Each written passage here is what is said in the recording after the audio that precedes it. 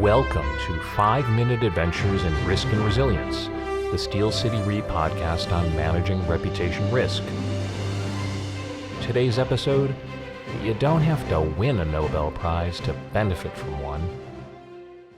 A publicly traded financial institution was fielding hard questions from bond raters and equity investors. The firm had a fabulous reputation for prudential management, but several bank failures and uncertainty in the financial markets, including the risks of cryptocurrency exposure, had raised stakeholder concerns. Equity investors were particularly focused on what the company was doing to strengthen financial resilience. The board expected management to come up with new creative options to manage risk. Previously, management had looked at reputation insurance coverage for non-damage business interruption, known as NDBI, but didn't see limits sufficient to provide meaningful balance sheet protection or Tier 1 capital relief. Then, just recently, proxy advisors had lowered the bar for punitive executive pay clawbacks. Glass Lewis and BlackRock called for companies to recover pay from executives who had damaged their firm's reputations or were culpable for material risk and risk management, even if published financial statements did not have to be revised. The risk officer thought reputation insurance offered valuable strategic benefits the board would appreciate. He knew that Morgan Stanley was able to avoid an estimated $70 million fine for a bribery scandal in 2012 because of their demonstrably high quality, though not perfect, anti-corruption processes. Meeting with the de facto reputation risk counsel, the risk officer reiterated senior management's interest in keeping any failure in risk management from becoming material and potentially damaging the firm's reputation. It should be our goal to exculpate our leadership by explaining how the event was an unforeseen lightning strike, as Morgan Stanley did years ago, he said. Wouldn't authentication of our reputation risk management from a third party go a long way to achieving it? You have my attention, the counsel replied.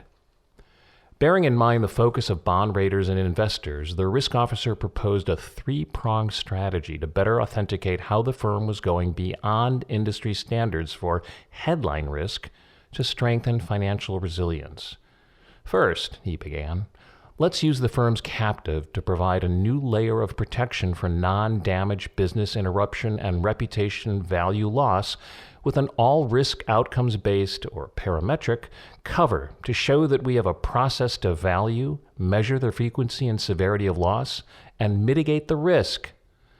Second, he continued, deploy some very simple processes based on the military's use of fusion cells to better understand stakeholder expectations and the mission-critical environment.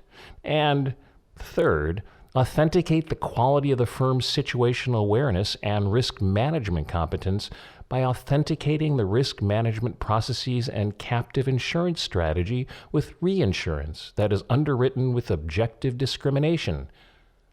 The counsel raised an eyebrow. Objective discrimination? You got me with that one. Your degree is from Harvard. That gives you some cachet, right? Answered the risk officer. Why? It's hard to get in, replied the counsel. Exactly, the risk officer continued. Objective discrimination. Michael Spence did his Harvard doctoral dissertation on this very topic in 1972, and he picked up a Nobel Prize in economics for that work in 2001. Well, the Reputation Risk Counsel agreed that the detailed story outlined by the risk officer would likely help mitigate the intensity of regulatory humiliation and mollify aggrieved investors were there to be some trigger event.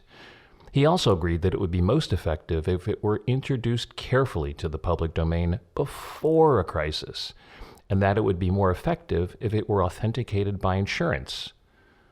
You see, the company didn't need to win a Nobel Prize. It just wanted to benefit from the thinking. With reputation risk forecasting, management, and insurance, Steel City Re helps companies build and prove to stakeholders their thoughtful risk management and dutiful governance over all that is mission critical. It is an authenticated story stakeholders can appreciate and value.